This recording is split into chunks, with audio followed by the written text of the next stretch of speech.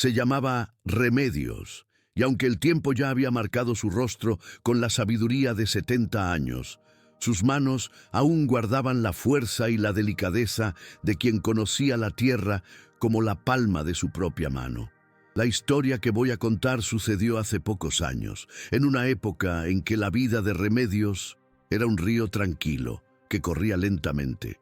Vivía de una pequeña jubilación y de la venta de sus pomadas y tés, en una casita humilde, pero llena de afecto, con su único nieto, Mateo.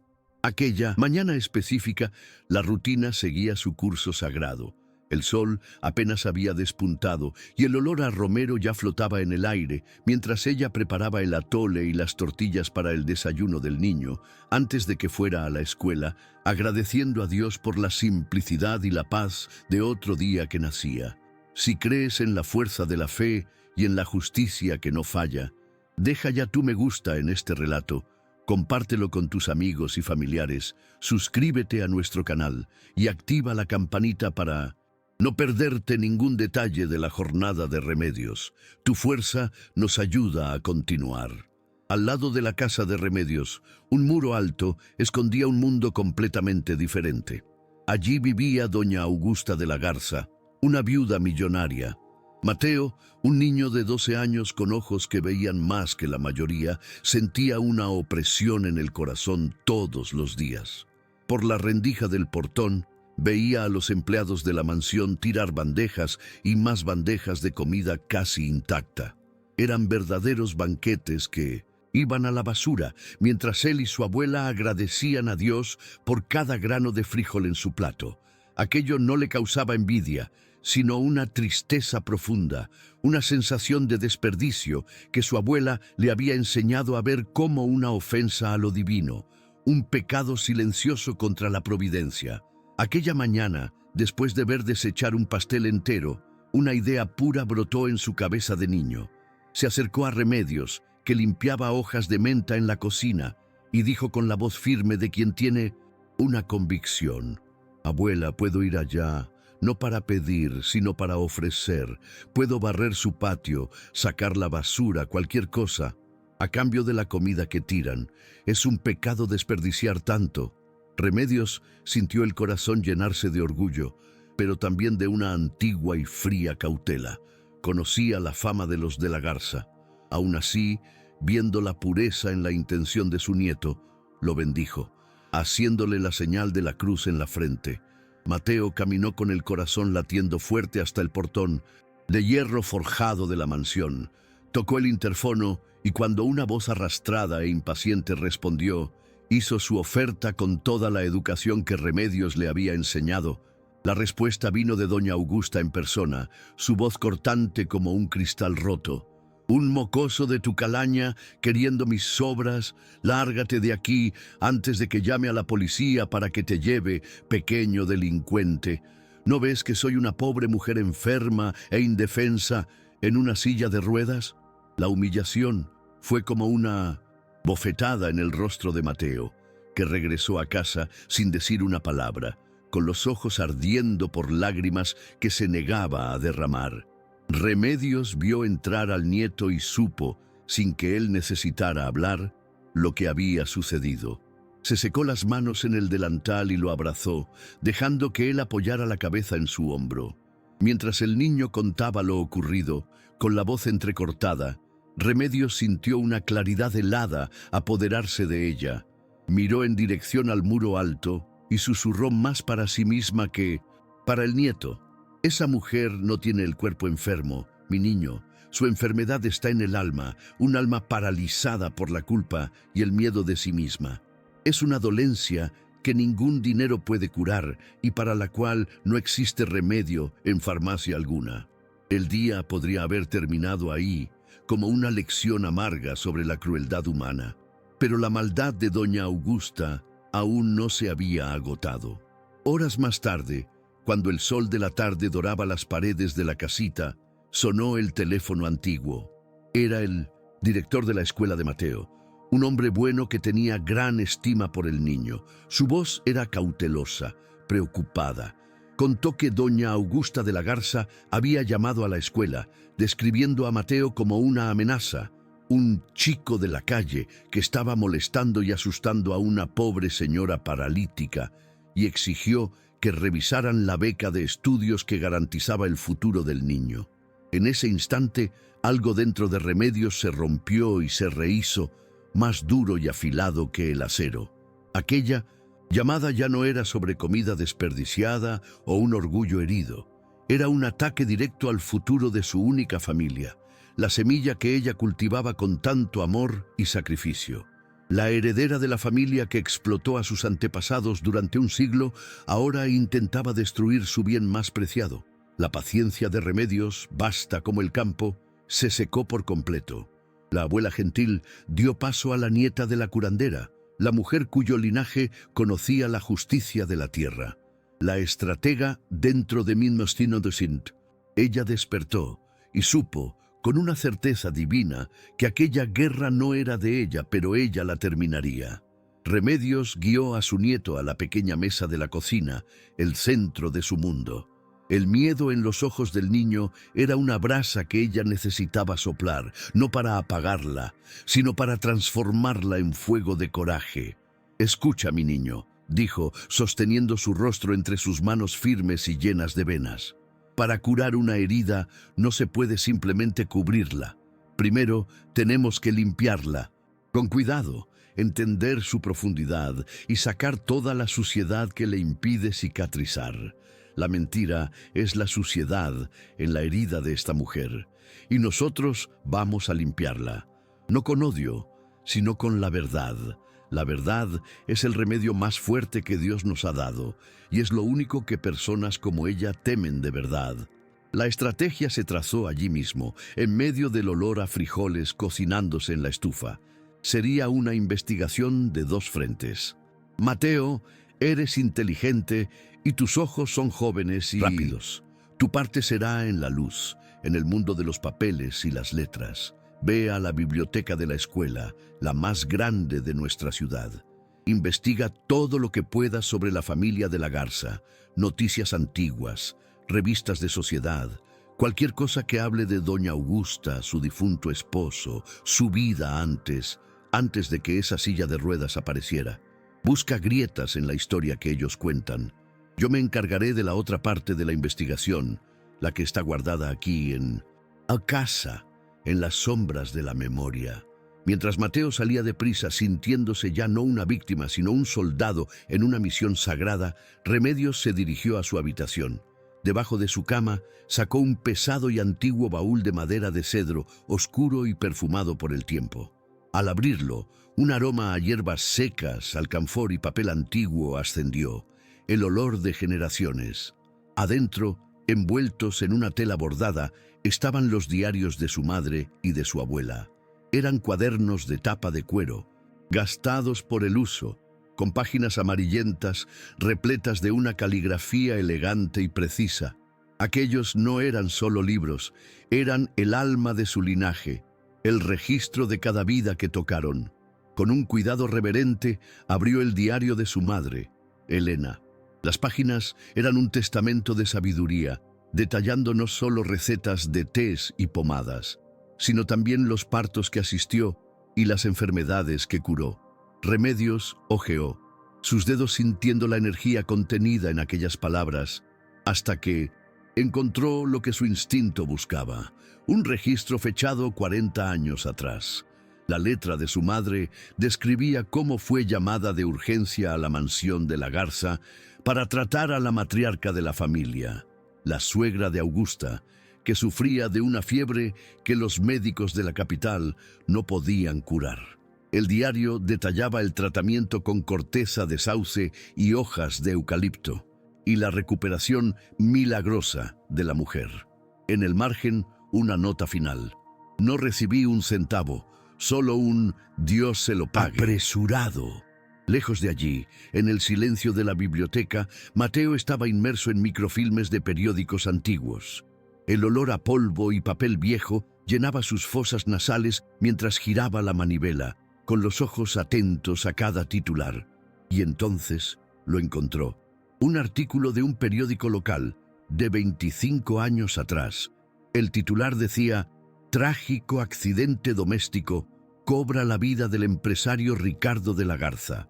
El artículo describía cómo el esposo de Augusta se había resbalado y caído de la gran escalera de la mansión. La única testigo era su esposa, doña Augusta, quien, según el reportaje, quedó tan traumatizada que perdió el movimiento de las piernas en el mismo instante. Mateo sintió un escalofrío. Todo parecía demasiado arreglado, demasiado perfecto. Cuando Mateo regresó a casa, el sol ya se ponía, pintando el cielo de naranja y púrpura. Apenas podía contener la excitación nerviosa mientras colocaba la copia del artículo del periódico sobre la mesa, junto al diario abierto de su bisabuela. Remedios leyó la noticia, su rostro una máscara de concentración. Sin decir una palabra, comenzó a hojear de nuevo el diario de su madre, buscando aquella fecha específica. Y allí estaba, una anotación corta, pero devastadora. Fui llamada por Augusta. Quería un té para calmar los nervios. Estaba más asustada que triste. Sus ojos no eran de una esposa en duelo, sino de alguien que se ha librado de un gran peso.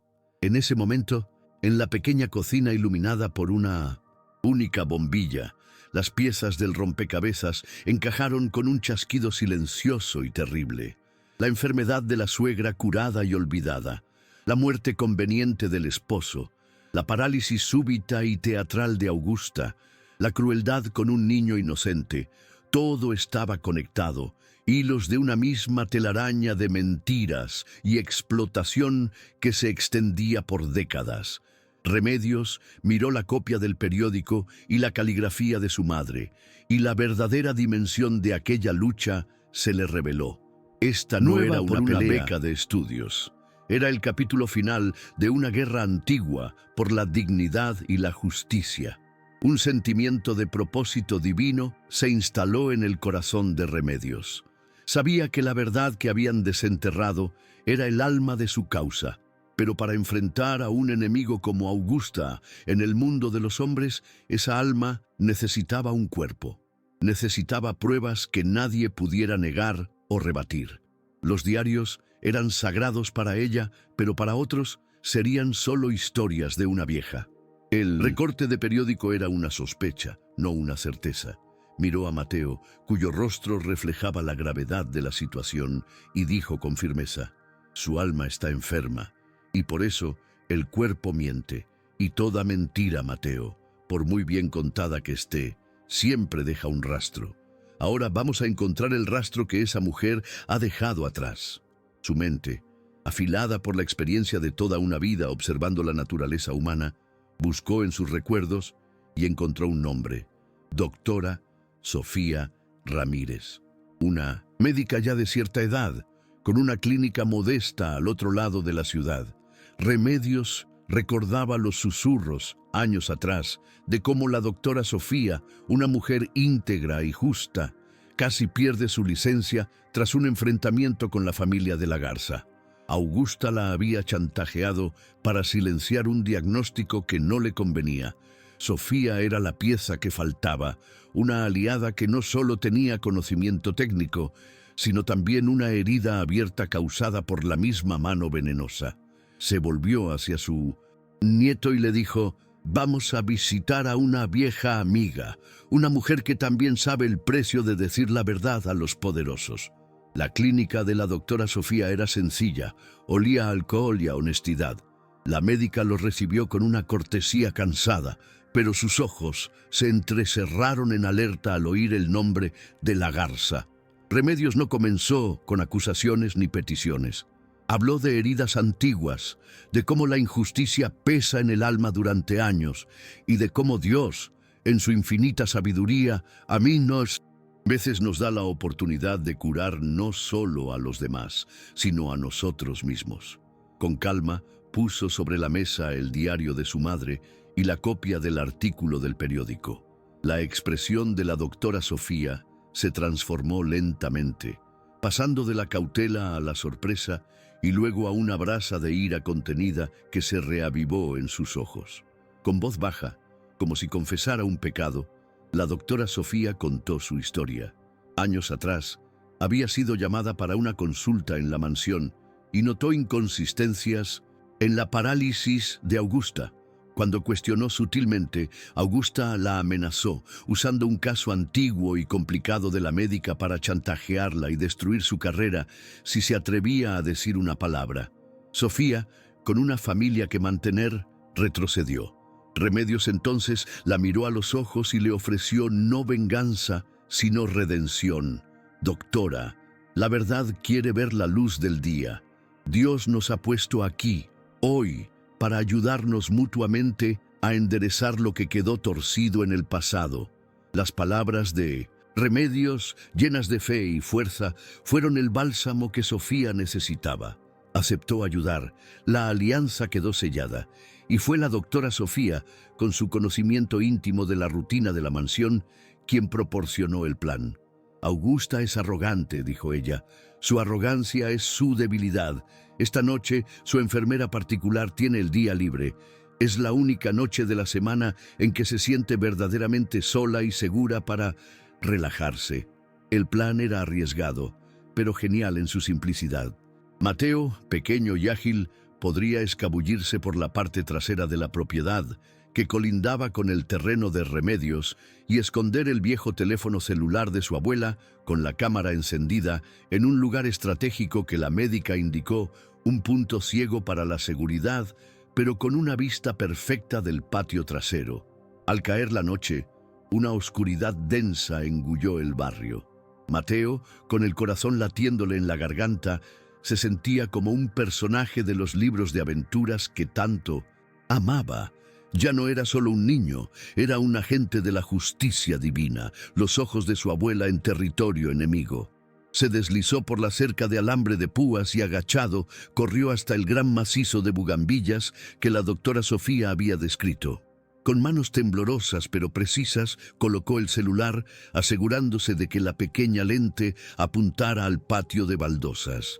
Y luego retrocedió, desapareciendo en las sombras tan silenciosamente como había llegado. La trampa estaba puesta. Ahora, solo, quedaba rezar y esperar. Horas más tarde, bajo la pálida luz de la luna, Mateo recuperó el aparato, cuya batería parpadeaba peligrosamente. En la cocina de Remedios, los tres se reunieron de nuevo. El aire estaba tan tenso que se podía cortar con un cuchillo. Mateo presionó play. La pantalla mostraba el patio vacío, con el sonido de los grillos como único ruido. Los minutos se arrastraron como horas, y entonces la puerta trasera se abrió. Apareció doña Augusta, miró a la izquierda y a la derecha, y entonces sucedió lo imposible. Con una naturalidad impactante, se levantó de la silla de ruedas, estiró los brazos, caminó por el patio e incluso regó una maceta de geranios. La imagen era clara, irrefutable. Remedios hizo la señal de la cruz, un sentimiento de pavor y triunfo recorriendo su cuerpo. La mentira tenía un rostro, y ahora lo tenían grabado. Con el video en mano, la verdad había cobrado cuerpo y voz. Pero Remedios sabía que la justicia de los hombres a menudo es ciega a la verdad de los humildes. El video por sí solo podría ser refutado, llamado truco, montaje. Necesitaba más. Necesitaba acorralar a Augusta de tal manera que no tuviera a dónde huir. Una cuerda sola puede romperse, les dijo a Mateo y a la doctora Sofía, que veían la grabación una y otra vez, como si no pudieran creer lo que veían. Pero muchas cuerdas trenzadas juntas se convierten en una cadena que ni la fuerza de un toro puede romper. Vamos a trenzar nuestra cadena ahora, con cada hilo de verdad que encontremos. La doctora Sofía, ahora totalmente comprometida con la causa, recordó otro detalle crucial. Augusta tiene un contador, un hombre llamado Javier. Es el perro guardián de sus finanzas, pero es un hombre cobarde que siempre le ha tenido miedo. Sé por fuentes fidedignas que él fue el arquitecto detrás del fraude del seguro de vida de su esposo. Augusta le pagó para falsificar informes y garantizar que la muerte pareciera un accidente legítimo. Si conseguimos que hable, su castillo de naipes se derrumba por completo. La tarea parecía imposible, pero Remedios tenía una fe que movía montañas y, más importante, un profundo conocimiento del alma humana. Remedios no buscó al contador con amenazas. Sabía que el miedo solo genera más miedo. En cambio, fue a su encuentro en un pequeño café cerca de su oficina, un lugar público, neutral. Se presentó no como una enemiga, sino como una mensajera. Puso sobre la mesa no el video, sino una única hoja de romero. «Esto es para la memoria», dijo suavemente, cuando el hombre la miró con desconfianza. «Para que no nos olvidemos de quiénes somos y de lo que es correcto. Sé lo que hiciste, Javier, y sé que el peso de eso ha sido tu compañero durante 25 años. El alma también se enferma y la tuya está cansada». Javier intentó negar, tartamudeó, amenazó con llamar a la policía, pero Remedios permaneció en calma, su mirada penetrante fija en la de él. No habló de crímenes ni de prisión, habló de paz, de noches de buen dormir, del alivio de liberarse de un secreto que envenena la vida. Le contó la historia de su nieto, de la humillación, de la amenaza a su beca. «Ella está haciendo con mi futuro lo mismo que hizo con tu pasado, Javier. Está tratando de enterrarlo, pero la verdad, como una semilla, siempre encuentra un camino hacia la luz». Al final, le mostró el video en el pequeño celular. El rostro de Javier perdió todo el color. Vio no solo a Augusta caminando, sino la imagen de su propia ruina y, paradójicamente, su única oportunidad de salvación. Con el testimonio del contador grabado, la cadena estaba casi completa. Tenían los diarios, que representaban la deuda del pasado. Tenían el artículo del periódico y el testimonio de la doctora Sofía, que exponían el fraude médico. Tenían el video, la prueba innegable de la mentira diaria. Y ahora tenían la confesión del contador, que desentrañaba el crimen original, la piedra angular sobre la cual se construyó todo el castillo de mentiras de Augusta. Cada pieza era un clavo en el ataúd de la impunidad. Remedios sentía la presencia de su madre y de su abuela a su lado, guiando sus manos, reafirmando su voz. Si has llegado hasta aquí y crees que la justicia divina está en acción, escribe amén en los comentarios para que sepamos que estás con nosotros en este viaje de fe y verdad. El sol de la mañana siguiente nació diferente.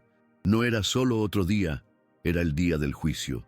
Remedios se vistió con su ropa más sencilla, pero se sentía ataviada para una batalla sagrada. Ella, Mateo y la doctora Sofía, que representaba la ciencia y la ética traicionadas, caminaron juntos hasta la mansión de la Garza. No fueron por la parte de atrás, como ladrones en la noche. Fueron por la puerta principal, a la luz del día. Cuando la empleada atendió, Remedios no pidió permiso para entrar. Anunció su presencia con la autoridad de quien no puede ser negada. «Dígale a doña Augusta que Remedios, la nieta de Elena, la curandera, está aquí para ajustar cuentas». Encontraron a Augusta en su suntuosa sala, sentada en su silla de ruedas como una reina en un trono de mentiras. Una sonrisa de desprecio se formó en sus labios al ver al trío improbable. «¿Qué es esto? ¿La chusma decidió hacer una visita social?», se burló. Pero su sonrisa vaciló al ver la expresión en el rostro de Remedios. No había miedo, no había súplica, solo había una calma implacable, la serenidad de un río profundo que sabe que su destino es el mar. «No he venido como una suplicante, Augusta», dijo Remedios, su voz resonando en la sala silenciosa. «He venido como una jueza, a cobrar una deuda que su familia tiene con la mía desde hace un siglo». Augusta soltó una carcajada, un sonido feo y sin alegría. «¿Diarios? ¿Vienes a mi casa con cuentos de hadas de una vieja senil y esperas que me importe? Tu abuela era una sirvienta y tú no eres más que polvo bajo mis pies». Pero su voz, a pesar de la arrogancia, tenía un tono agudo de nerviosismo. Subestimaba a la mujer que tenía enfrente. Remedios no respondió a la ofensa, simplemente hizo una seña con la cabeza a Mateo. El niño, con una valentía que lo hacía parecer mucho mayor, dio un paso al frente y colocó el celular sobre la pulida mesa de centro. presionó play. El video de Augusta caminando, estirándose, bailando en su patio, llenó el silencio de la sala. El color desapareció del rostro de Augusta. La máscara de desprecio se hizo añicos, revelando el pánico puro y feo que había debajo. Antes de que Augusta pudiera siquiera tartamudear una negación, la doctora Sofía dio un paso al frente. «Soy la doctora Sofía Ramírez», dijo, con voz firme y clara. «Y testifico que, hace años, fui chantajeada por doña Augusta para ignorar las claras evidencias de que su parálisis era un fraude. Mi declaración ya ha sido registrada». A continuación, la voz de Remedios sonó de nuevo, tranquila y cortante, mientras activaba otro audio en su teléfono. La voz temblorosa del contador Javier llenó la sala, confesando en detalle el fraude del seguro, la falsificación de documentos, el soborno para que la muerte de don Ricardo fuera declarada un accidente. Cada palabra era un martillo golpeando el ataúd de la mentira de Augusta. El colapso de Augusta fue total. No gritó, no lloró. Un sonido gutural escapó de su garganta y se encogió en la silla de ruedas, que ahora parecía menos un trono y más una jaula. Miró a Remedios y por primera vez la vio de verdad, no como una sirvienta, sino como la personificación de una justicia antigua e implacable. Remedios se acercó a ella. Su mirada no era de odio, sino de una compasión triste y severa. «Mi abuela salvó a tu familia enferma», dijo, su voz suave pero cargando el peso de un siglo. «Yo estoy aquí para salvar a la mía de tu familia enferma». Y fue en ese exacto momento, como si estuviera cronometrado por una fuerza mayor, que el sonido distante de sirenas comenzó a cortar el aire de la mañana. El sonido fue creciendo, cada vez más cerca, un lamento que anunciaba el fin de un reinado de tiranía y el comienzo de la justicia de los hombres, que venía a sellar la justicia divina que Remedios había puesto en movimiento. Augusta levantó la cabeza, sus ojos vacíos de esperanza, y comprendió que ya no había a dónde huir. El mundo que había construido sobre mentiras, intimidación y dolor, finalmente se había derrumbado sobre ella. La resolución de la historia fue como un poema escrito por la mano de Dios. Augusta fue arrestada y su imperio de engaños, expuesto en todos los periódicos, se desmoronó. La mansión, aquel monumento a la opresión, fue confiscada para pagar por sus crímenes, pero no quedó vacía. Por iniciativa de la doctora Sofía y con el apoyo de toda la comunidad, que ahora conocía la historia de Remedios, el lugar fue transformado. Donde antes había derroche y amargura, nació el Centro Comunitario de Salud y Sabiduría Remedios, un lugar donde la luz y la sanación finalmente entraron. El futuro de Mateo, que Augusta intentó destruir, floreció de una manera que nadie podría haber imaginado. Con su historia conocida, recibió no solo la garantía de su beca, sino ofertas de diversas instituciones. Decidió, con la bendición de su abuela, que estudiaría medicina, pero que también se profundizaría en la etnobotánica, para unir la ciencia moderna con la sabiduría ancestral de su pueblo. Remedios, por su parte, se convirtió en el alma del nuevo centro, enseñando a jóvenes y adultos los secretos de las hierbas, la importancia de la fe y el poder de la resiliencia, honrando el legado de su madre y abuela de una forma que ellas jamás soñaron. La escena final de esta historia no es de tribunales ni de titulares, sino de paz. En una tarde soleada, en el jardín de la antigua mansión, ahora lleno de canteros de hierbas medicinales, Remedios le mostraba una planta a Mateo. Sus manos, antes cansadas, ahora se movían con el vigor de su propósito cumplido. «Esta de aquí, mi niño», dijo ella, señalando una hoja verde y aterciopelada, «sirve para limpiar las heridas más profundas. Algunas heridas, fíjate, tardan generaciones en cicatrizar, pero con fe y con la sabiduría que Dios nos da, no hay herida que no pueda, un día, ser finalmente curada». Ella entonces miró al cielo azul, su corazón en paz, sabiendo que el ciclo de dolor había terminado y que la justicia, al fin, había sido cosechada. Ese fue el increíble giro en la vida de Remedios y Mateo. ¿Qué te pareció el desenlace de esta historia? Deja tu opinión en los comentarios, queremos saber qué sentiste. Y si este relato tocó tu corazón, compártelo con alguien que necesite escuchar un mensaje de esperanza y justicia, o con alguien que, al igual que Remedios, lucha por su familia todos los días.